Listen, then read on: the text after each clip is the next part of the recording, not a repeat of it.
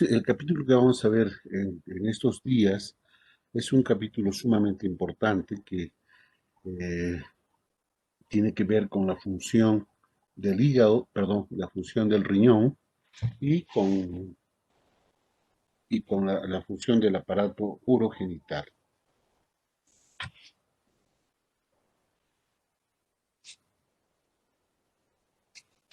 Eh, Cuando hablamos de riñón, ya sabemos que son estos dos órganos en forma de habichuela, un tanto más grandes al costado de la columna vertebral, situados en la región lumbar. Y pues tiene todo su sistema, por llamarlo de alguna forma, de drenaje, que va a ir por medio de los uréteres, van a ir hacia la vejiga, y de la vejiga va a salir por la uretra hacia afuera, para completar su misión, su función.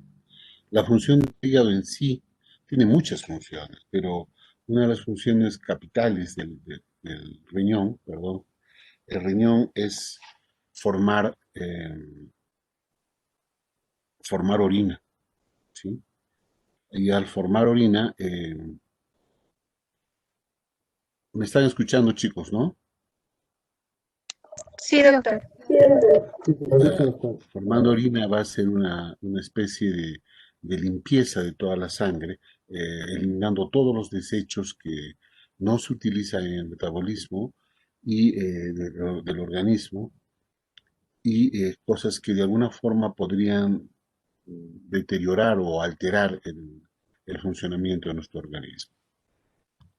Entonces, la semiología del riñón y los riñones son pues bastante especiales.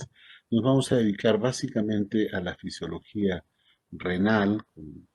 Más adelante veremos algunas cosas más del aparato urogenital, pero la semiología del aparato excretorio renal es sumamente importante, y como en todos los órganos, la anamnesis y el examen físico son fundamentales. La historia clínica es capital para esto. La anamnesis debe ser sumamente exhaustiva, bien detallada, porque hay muchos signos, muchos síntomas o síntomas signos que el paciente refiere de la molestia, y es un síntoma, y cuando ustedes van a verlo ya se convierte en un signo. Pueden confundirse con con la lesión de otros órganos o con la manifestación de una enfermedad de otros órganos. Y el examen físico, ya ustedes viendo de qué se trata más o menos, van a ir a buscar lo que están sospechando, y una que otra maniobra específica para palpar el riñón, para ver dónde está, si está en su sitio, si está inflamado o no. Eh, Uno de los motivos de consulta más importantes del aparato renal es el dolor. El dolor, que es bastante característico y al que nos vamos a dedicar el día de hoy. Entre otras formas de dolor está la disuria, que es una molestia que se presenta cuando uno micciona.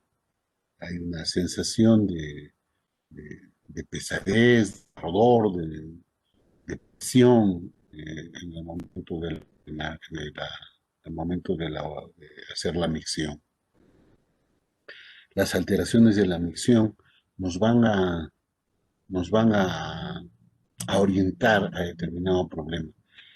Sin embargo, estas son las molestias por las que un paciente puede ir al consultorio o buscar la atención de un médico, y les dice, bueno, tengo dolor eh, en la parte baja del vientre. Entonces, probablemente alguien, si es una mujer, alguien que no, que no está muy bien orientado, puede decir, es un problema del útero, un problema de los ovarios, y que se puede confundir. Pero si tiene molestias para la micción, probablemente sea una disuria. Las alteraciones de la micción, lo vamos a ver dentro de poco, puede ser que el paciente eh, orina más en el día, orina más en la noche, o está orinando mucho más de lo normal o muy poco respecto a lo normal. Esas alteraciones de la micción nos van a hacer pensar en un problema del aparato renal. Nos, sin embargo, podrían ser causados por otro tipo de problemas generales, por ejemplo, ¿no? Si uno ha orinado poco hoy día, eh, hablando un poco ahora, lo vamos a ver que es mucho menos de un litro, eh, uno podría pensar, caramba, está mal el riñón, pero de repente el paciente no ha tomado líquido, ¿no? O estuvo sudando demasiado por calor o por ejercicio, por alguna otra razón, o por un problema que le produjo fiebre. Entonces el paciente está deshidratado. Esa deshidratación va a llevar a que el paciente orine poco, ¿sí? O cuando el riñón empieza a disfuncionar o a funcionar mal, hablamos de una falla renal, hablamos de esa falla es la insuficiencia renal. Y la insuficiencia renal puede ser aguda o puede ser crónica. Y aguda es cuando generalmente se presenta bruscamente y generalmente tiene una recuperación casi completa. Entonces, en esta insuficiencia renal aguda existe un periodo de oliguria, que el paciente no orina mucho, o puede llegar incluso a la anuria, donde no orina nada, y después de un periodo, después de un tiempo, empieza a orinar bastante, y eso se llama la poliuria, que generalmente es por necrosis tubular aguda, en la fase poliúrica de insuficiencia renal aguda, que es cuando el paciente se está recuperando o ha recuperado su función. La fiebre puede ser un, un síntoma referido por el paciente que puede corresponder a muchas cosas, ¿no? Si ustedes tienen fiebre en este momento, ¿qué van a pensar? Bueno, lo primero que tienen que pensar pues es en que podría ser el COVID, ¿no? Que podría ser coronavirus y está afectando la salud en general. Sin embargo, podría ser también que sea un problema de una infección. Denme un segundito, por favor. Aló, hola, hola, cuéntame. Estoy en clases, hija, estoy en clases.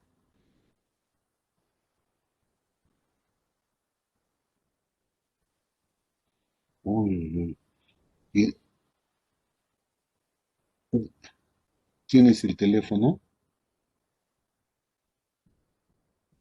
Ya, abríbate el teléfono y llámelo.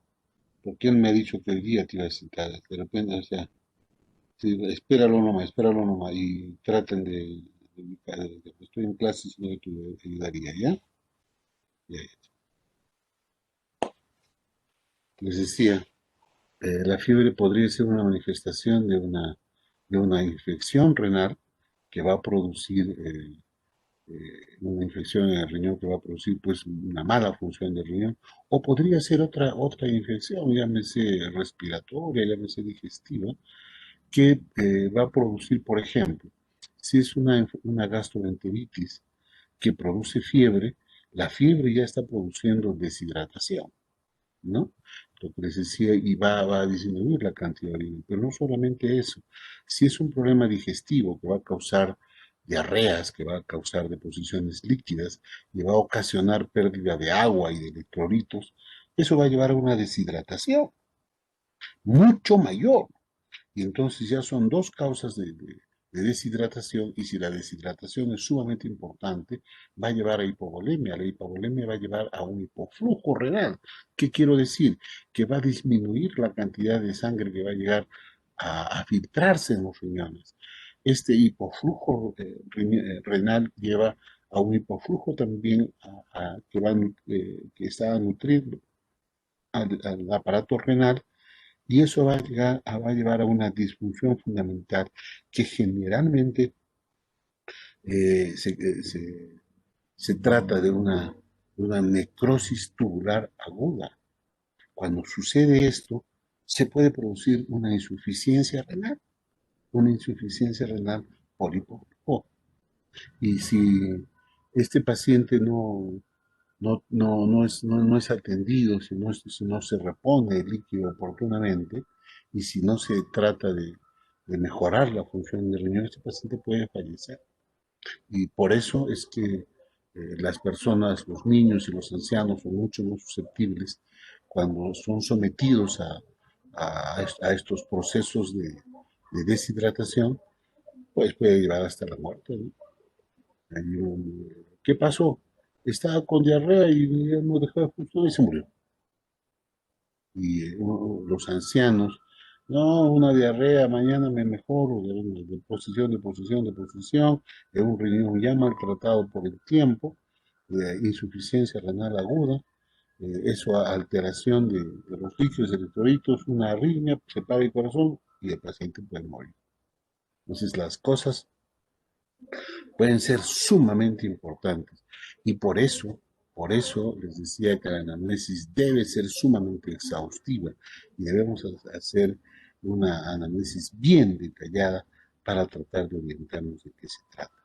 Y como les digo, o sea, el dolor puede confundirse con muchas cosas, pero entre otras cosas, por ejemplo, una de las causas más comunes del dolor de la región lumbar son los problemas mecánicos, osteomusculares. Cualquier persona se agacha a recoger un aparato, algún equipo, algún instrumento pesado, sin tener el cuidado de doblar las rodillas y levanta en una mala posición un gran peso, eso va a forzar a la musculatura de la zona lumbar y eso va a llevar a un tremendo dolor en la región lumbar. Entonces, lo primero que uno piensa cuando tiene región en la región lumbar, los riñones. Entonces, y probablemente no sea por los riñones, sino sea por un problema de, de una inflamación en la musculatura paravertebral de la región lumbar y que es una de las cosas más frecuentes. Uno no toma las medidas, la precaución necesaria para, para levantar un peso, sabe cómo se debe levantar un peso y va lesionando la musculatura paravertebral y muchas veces puede ocasionar, dependiendo del estado en que se encuentre el paciente, la misma columna vertebral. Entonces, estamos hablando de un dolor lumbar que al final tiene casi, digamos, una vía común, porque el dolor lumbar se va a producir por irritación de los nervios lumbares, desde los nervios intercostales que salen desde la dorsal 6 hasta la dorsal 12. Eh, eso es completamente factible y el dolor neurológico también se produce por ahí, pero son cosas completamente diferentes. Una es un problema renal, otro es un problema estructural, o mecánico, osteomuscular, osteoarticular y muscular, que no tiene nada que ver una cosa con la otra. Por eso hay que hacer una muy buena análisis y saber qué estaba haciendo antes, cómo empezó, dónde, cómo se agravó, a dónde se va, a cuánto tiempo dura, si tiene relación o no con la micción, en qué momento, con qué posición se calma y todas esas cosas. Entonces, eso es fundamental. Otra de las causas fundamentales de la consulta es el edema. Entonces, cuando una persona resulta con la famosa y coloquial frase o palabra de hinchazón, se me hincharon los pies, se me hincharon los párpados, entonces uno dice, bueno, si es que, como habíamos mencionado en las clases anteriores, si es que el aumento de volumen es en miembros inferiores, podría ser cardíaco, ¿no? Porque el edema de los miembros inferiores y que va en forma de descenso generalmente podría ser producido por una disfunción, una mala función del corazón, pero no necesariamente. El edema es un signo sumamente importante que habla que algo está funcionando mal.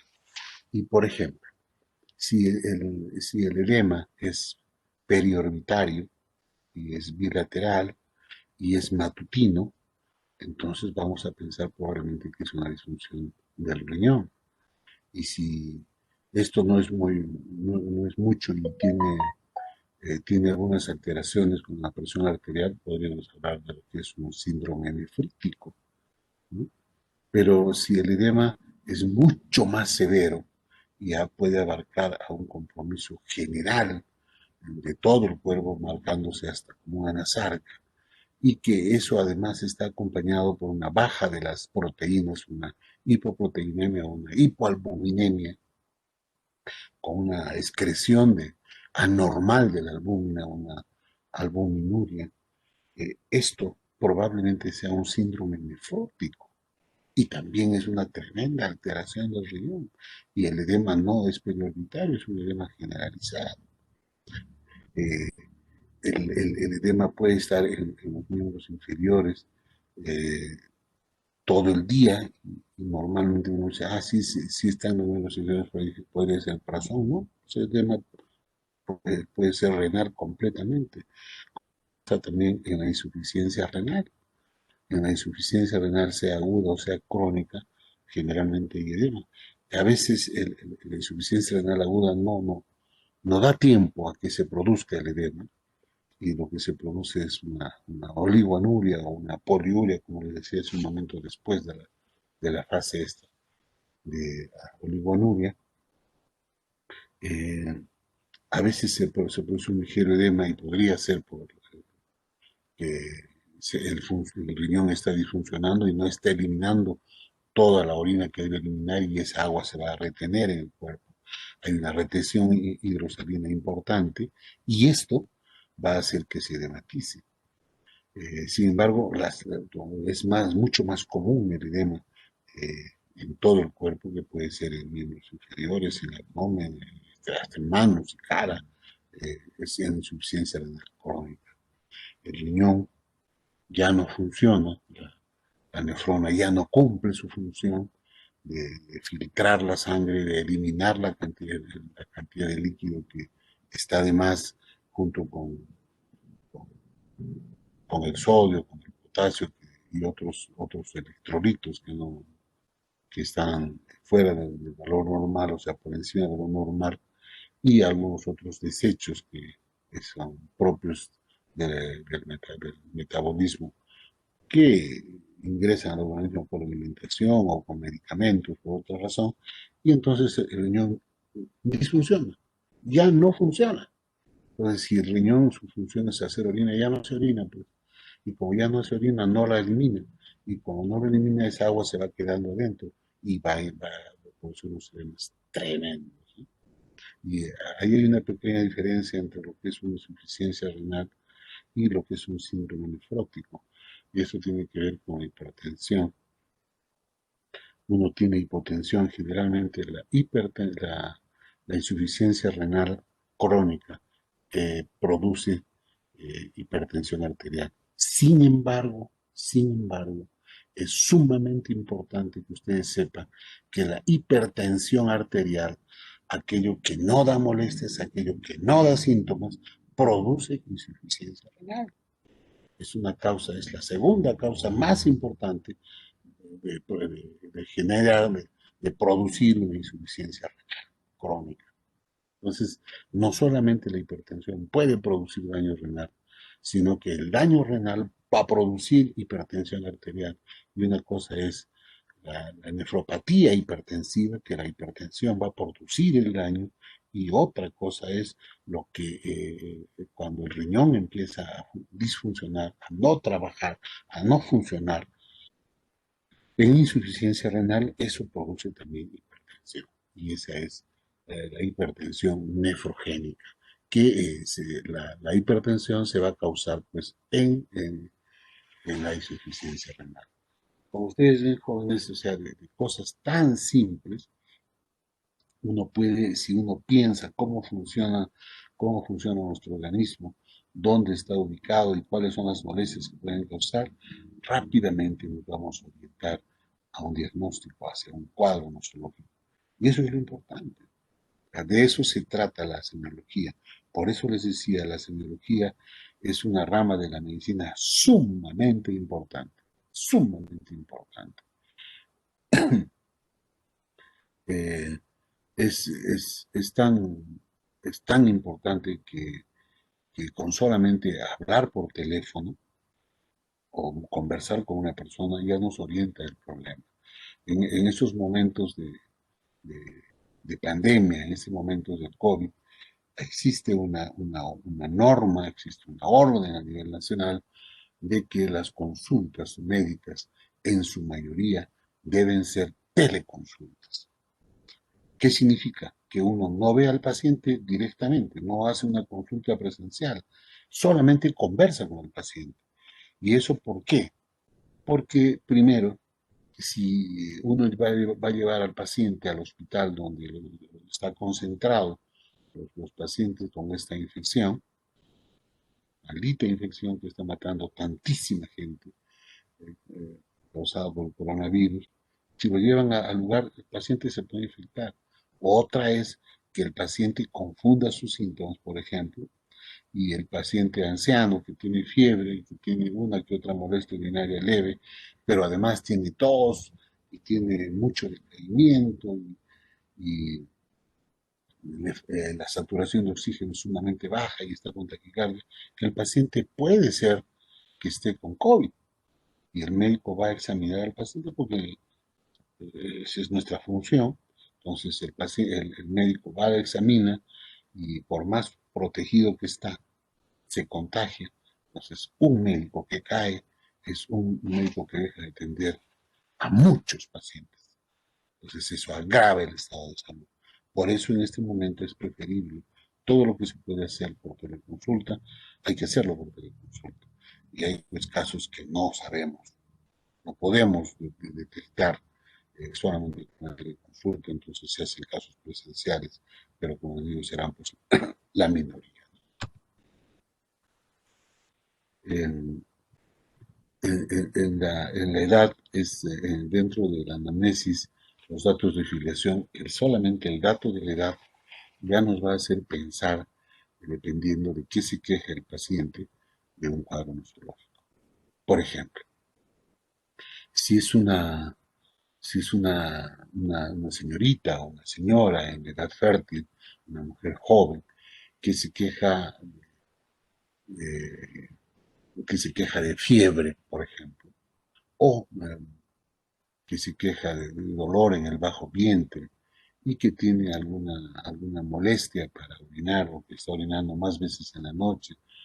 Entonces, ustedes rápidamente van a pensar que eso probablemente sea una infección urinaria, una, una infección de las vías urinarias y la infección de las vías urinarias, como lo vamos a ver más adelante, puede ser baja o puede ser alta. O sea, dependiendo a qué nivel de las vías urinarias se ha comprometido una infección. Por ejemplo, si se infecta la vejiga es una cistitis, ¿no?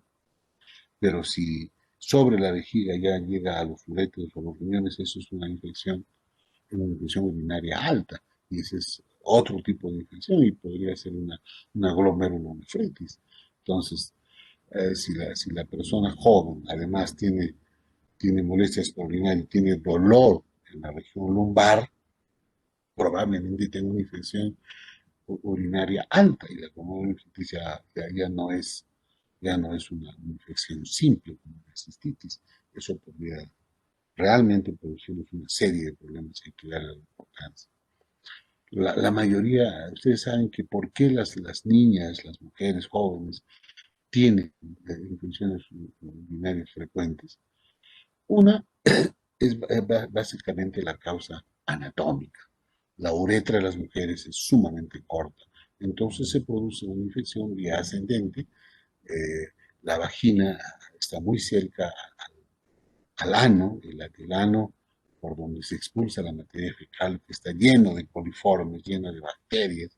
Es una zona pues sucia y por proximidad a la vagina, más si la mujer no sabe cómo limpiarse después de hacer, después de defecar, y se limpia, por ejemplo, de atrás hacia adelante.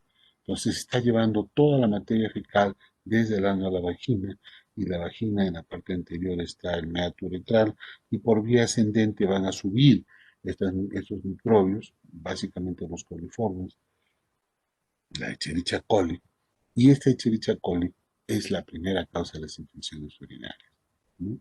Sin embargo, las mujeres en edad fértil tienen más infecciones porque las relaciones sexuales podría ser pues, un medio de acercamiento de la zona perianal a la vagina, más si eso está contaminado, ¿no?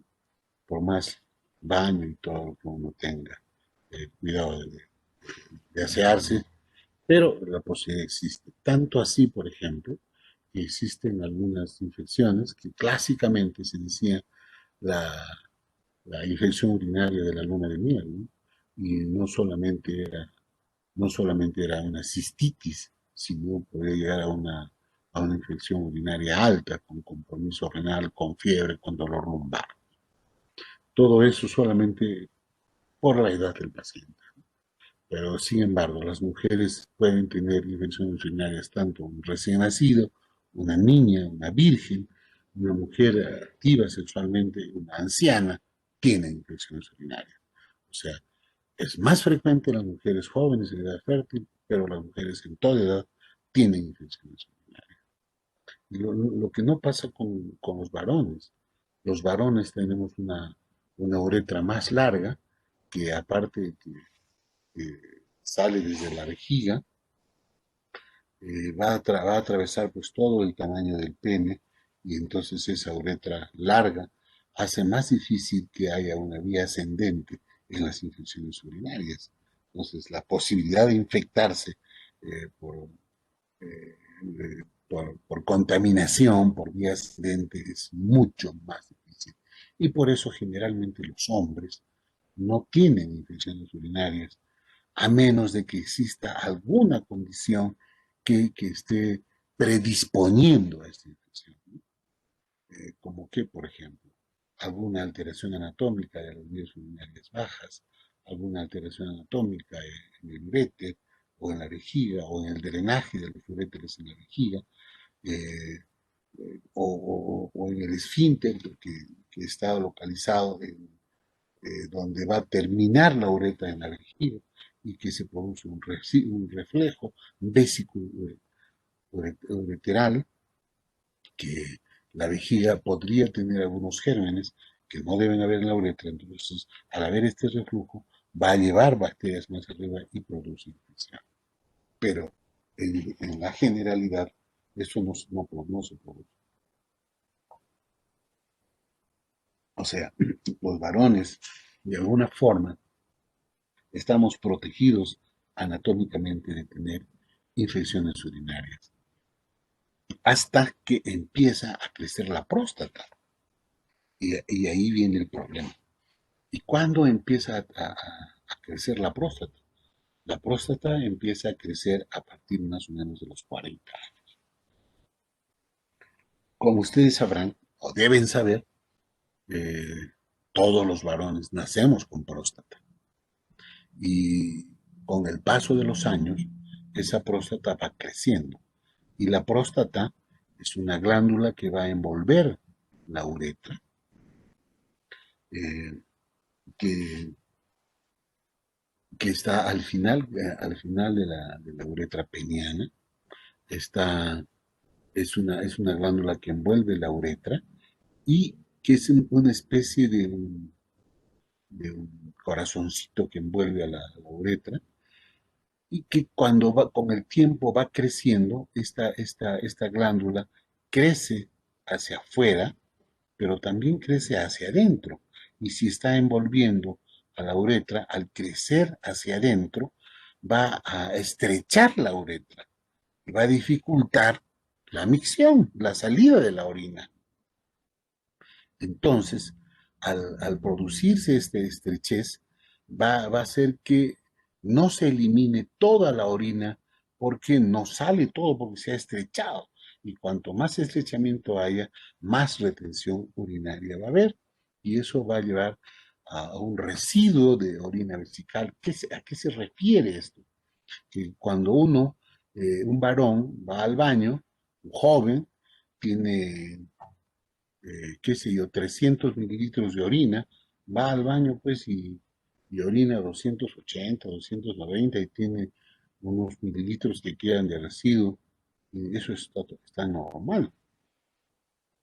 Pero cuando hay un crecimiento de la próstata y no deja salir toda la orina, este residuo vesical de ser unos mililitros, que era pues el 1, el 2%, el 5%, pasa a retener 20, 30, 40%, y esa orina, ese resto de orina que se queda en la vejiga, pues tienen bacterias, porque les decía, la uretra tiene algunas bacterias, la vejiga tiene algunas bacterias, pero como está permanentemente botando el líquido que está ahí, es como si se fuera limpiando, y eso no genera infección.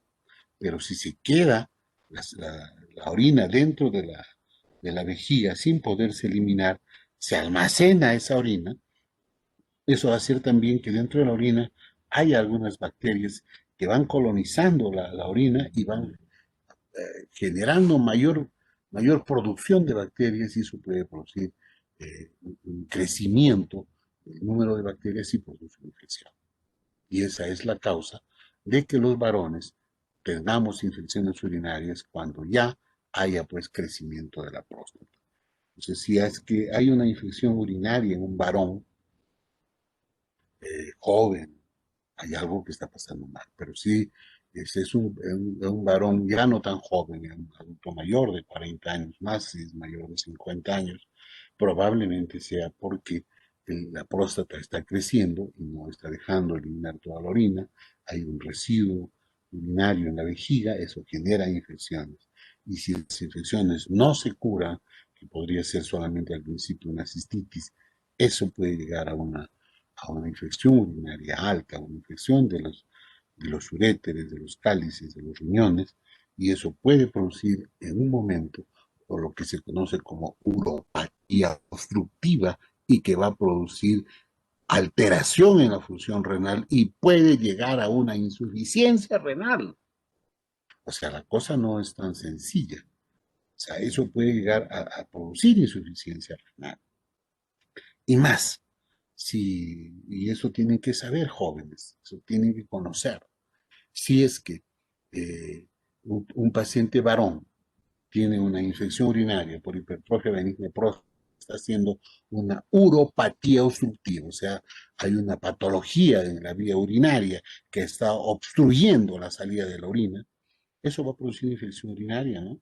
Y eso va a retener el líquido dentro de la vejiga. Eso puede aumentar el reflujo uretero vesical y va a subir hacia arriba, puede producir eh, hasta hidronefrosis. Eso, no sé, pero el problema es que puede producir infecciones a repetición y eso puede llevar a una infección urinaria.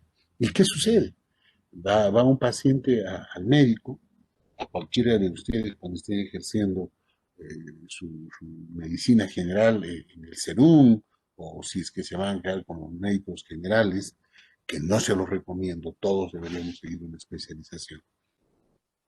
Eh, el paciente dice, ¿cuántos años tiene? Tengo 55 años y tengo muchas molestias para orinar, me arde al orinar, estoy orinando 5 o 6 veces durante la noche y orino poquito a poquito y tengo siempre unas ganas de orinar.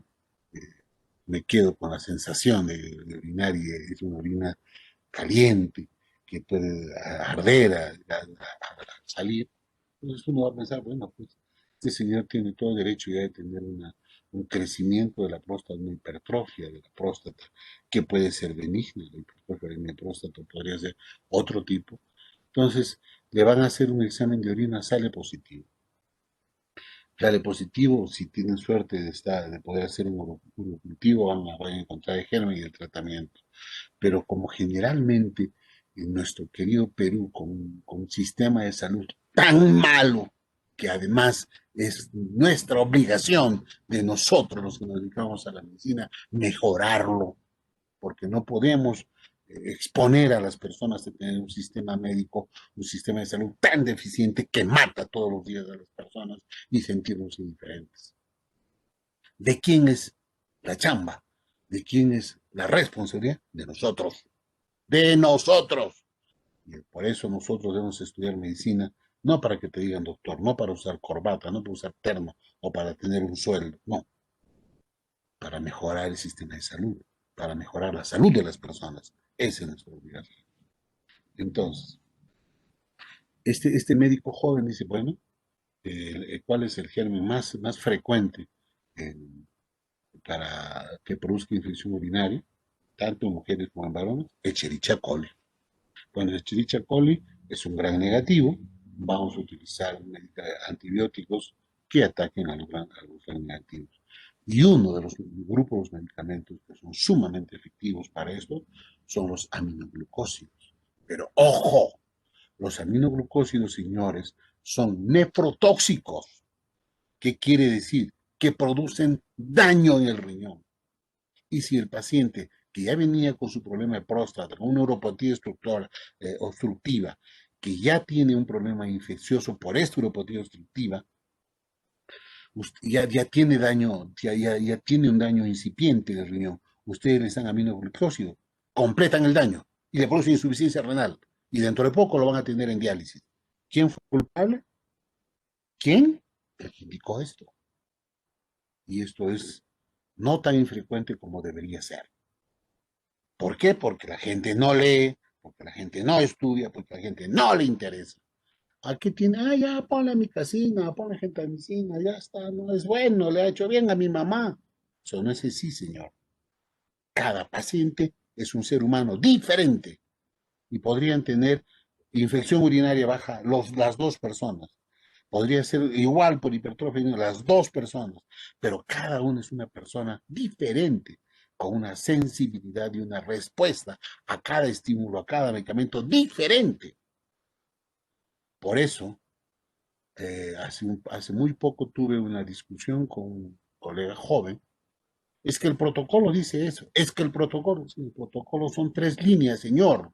Lean, instruyanse, aprendan, ábranse, no se queden como robots, como autómatas en 3 letras que dice.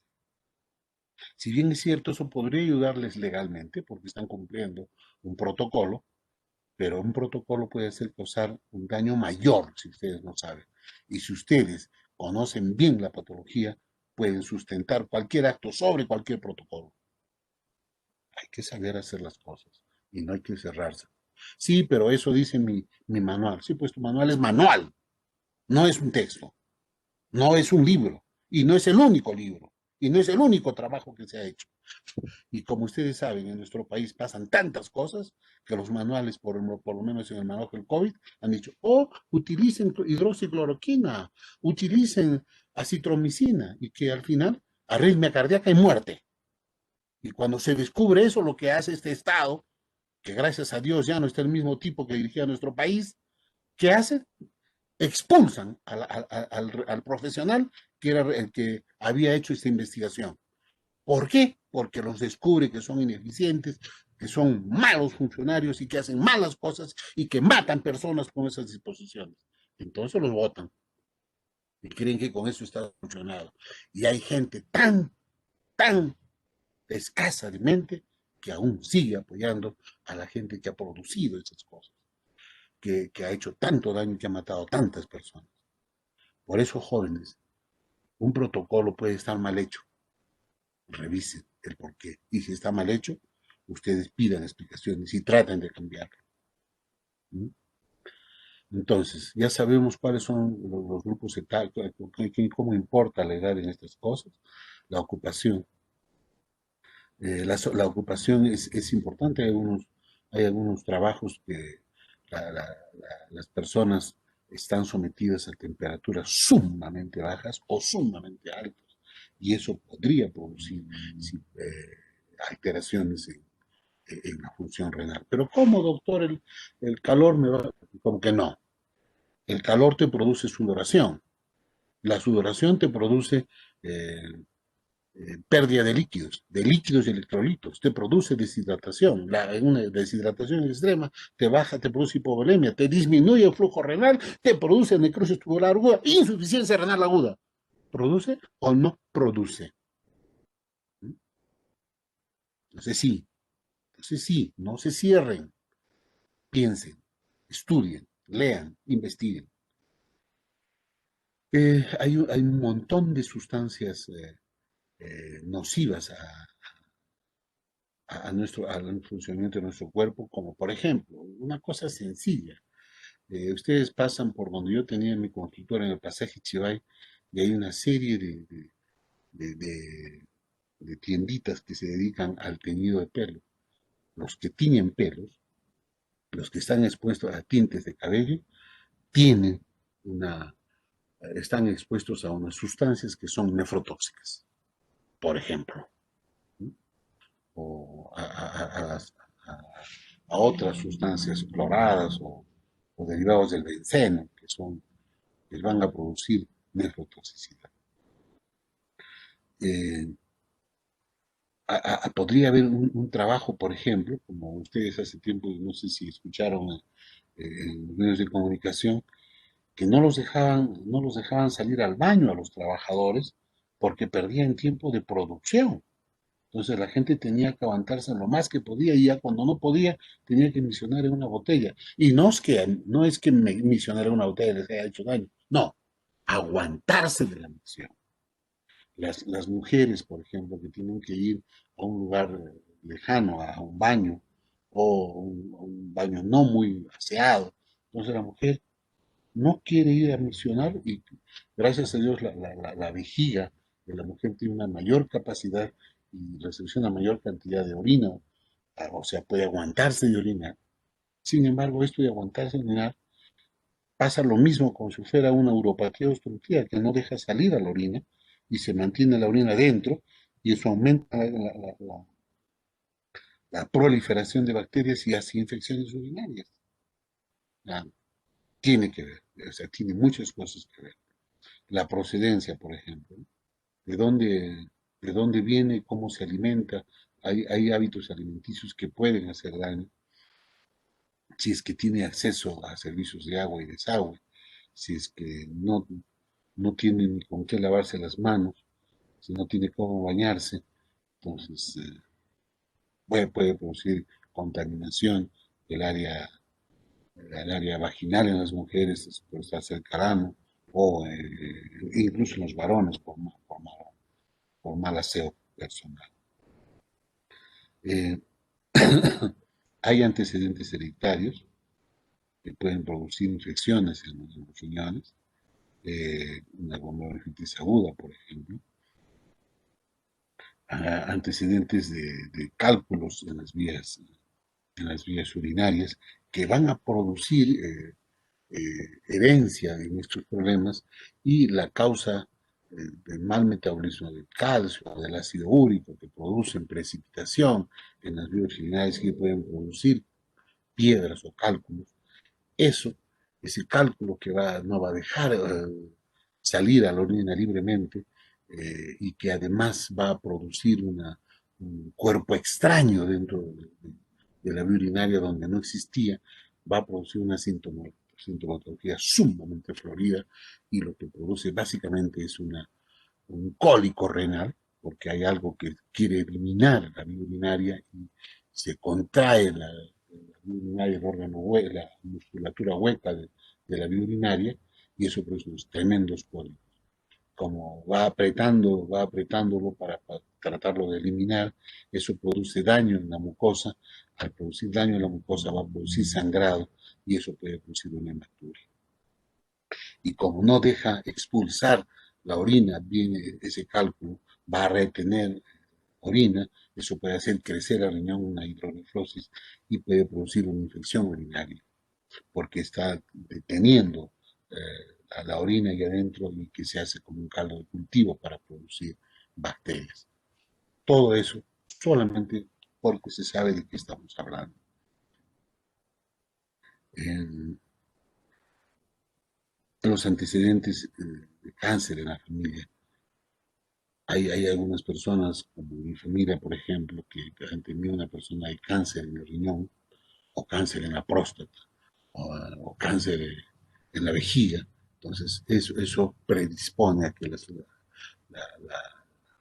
la familia de estas personas puedan tener más frecuentemente que otras personas el cáncer. Por eso les digo, les vuelvo a repetir, la anamnesis es fundamental.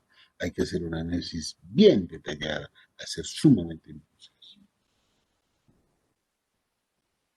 Lo mismo el género, les decía, en las mujeres, infecciones urinarias, los varones, infecciones urinarias en la última la segunda mitad de la vida, a partir de los 40 años, por uropatía obstructiva. La litiasis renal es más frecuente, los cálculos renales son más frecuentes en los hombres. La nefroesclerosis también es más frecuente en los hombres. Y la diabetes insípida también es más frecuente en los hombres.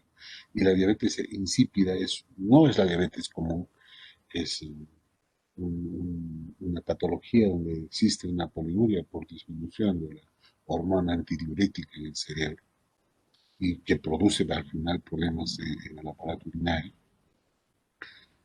Las mujeres, por ejemplo, eh, la pielonefritis es una infección de las cálices pélvicas del riñón y la infección del riñón es más frecuente en las mujeres y ya les explicaba por qué. Y les mencionaba las pielitis de la luna de miel, ¿no? La cistitis, la infección urinaria, todos esos son más frecuentes en la mujer. Eh, los antecedentes personales patológicos, antecedentes de infecciones o cálculos recurrentes de las vías urinarias, que eso ya nos orienta a que la diabetes mellitus, que es fundamental, la diabetes mellitus tarde o temprano, después de aproximadamente 10 años, va a producir una alteración en la función renal, va a producir nefropatía diabética y si es que no se lleva un buen control, próximamente va a ser una insuficiencia renal por nefropatía diabética. Y la primera causa de infección, perdón, de insuficiencia renal crónica en el Perú y en muchas partes del mundo, en la mayoría, es la diabetes mellitus.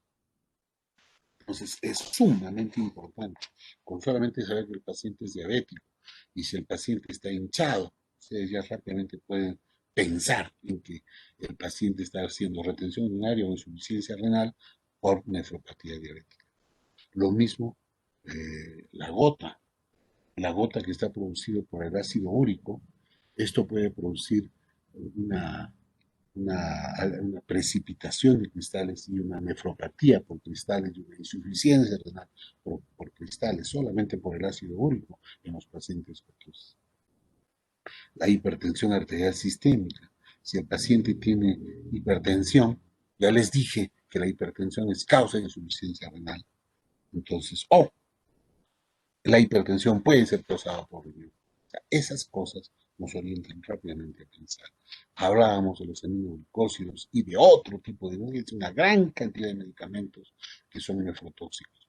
Por eso es sumamente importante, antes de prescribir lo que a tu mamá o a tu vecina o al fulanito le hizo bien, lean qué están recomendando, a qué puede hacer daño.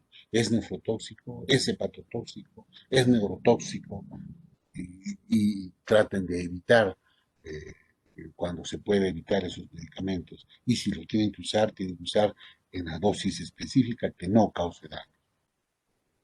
La sustancia de contraste es sumamente importante ahora que incluso en las enfermedades renales, antes los clínicos clásicos solamente hacían diagnóstico con anamnesis y examen físico.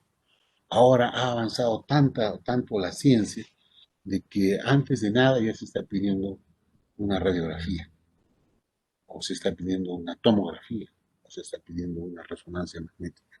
¿Que ayudan? Claro que ayudan, y ayudan maravillosamente. Uno sabe rápidamente con estos exámenes si tiene alguna alteración anatómica en las vías urinarias, si es que hay dilatación de las pelvis, si hay crecimiento del riñón por hidronefrosis, si hay un cáncer por ahí. Es el diagnóstico con estos cosas es maravilloso, pero cuando se necesita precisar el diagnóstico porque una tomografía o una resonancia no es suficiente, no es no es suficiente para hacer diagnóstico, se utiliza sustancias de contraste con yodo u otros, la mayoría son con yodo, pero este yodo que se utiliza en los contrastes es nefrotóxico. Entonces ustedes para mejorar el diagnóstico no van a hacer más daño al riñón, pues, ¿no?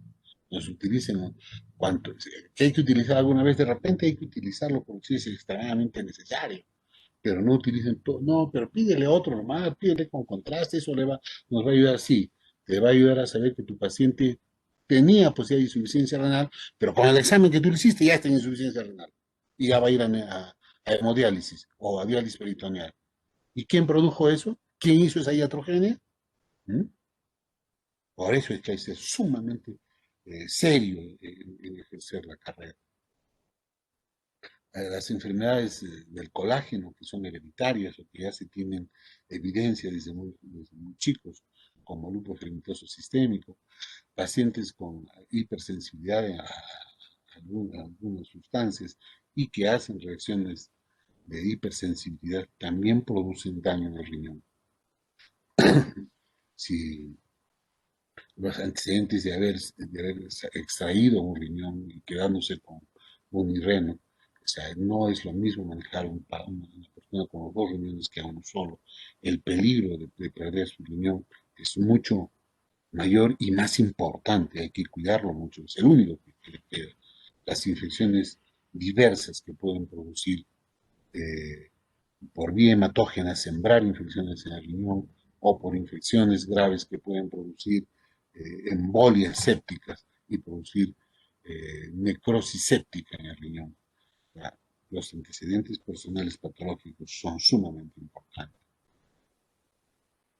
Los antecedentes familiares son también importantes.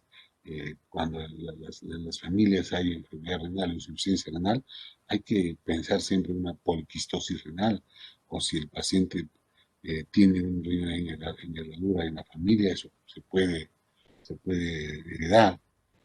Si en la familia hay síndrome de Alport, el síndrome de Alport es una glomerulonefritis crónica que tiene sordera y trastornos oculares, o que tienen alteraciones, otras familias tienen alteraciones tubulares como la acidosis tubular, y otras personas que tienen síndrome de Fanconi que eliminan un montón de sustancias como azúcar, como fósforo, como aminoácidos, y que tienen alteración con el bicarbonato.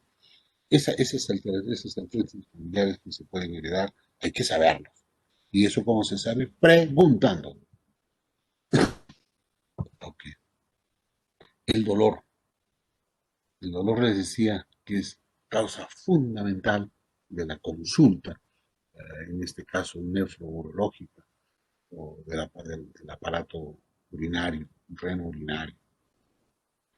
Sin embargo, les decía, el dolor no solamente está pues, en la región lumbar, como muestra ahí en la figura, y el dolor de esa región lumbar no solamente es producido por riñón, puede ser producido por muchas cosas. Y las damas saben, por ejemplo, que cuando tienen problemas de dismenorrea o dolores en la menstruación, también tienen dolor en la región lumbar. O los varones que salieron a pasear con sus amigos un sábado en la noche, toman unos tragos, se caen sus amigos, se agachan a levantarse y al día siguiente están con dolor en la región lumbar. El dolor puede ser por otras causas también, pero si hay un dolor en la región lumbar, hay que siempre buscar orientar la anamnesis hacia dónde viene. Chicos, el tiempo siempre es corto con nosotros, pero he tratado de agrandar un poco esto para que no vamos a poder describir cada una de las cosas. Mañana vamos a seguir con este tema de la descripción del dolor y Vamos a tratar de avanzar un poco porque, como les dije, el tiempo nos está ganando y todavía nos quedan varios temas. Tenemos semiología urogenital, semiología del aparato locomotor, de repente hacemos un poquito de hematopoyético y falta la semiología neurológica, que es muy importante. Vamos a hacerlo todo, pero de repente no vamos a hacer con la amplitud que me gustaría. Chicos, muchas gracias por su atención. Mañana nos vemos a la misma hora. Hasta mañana, jóvenes. Hasta luego.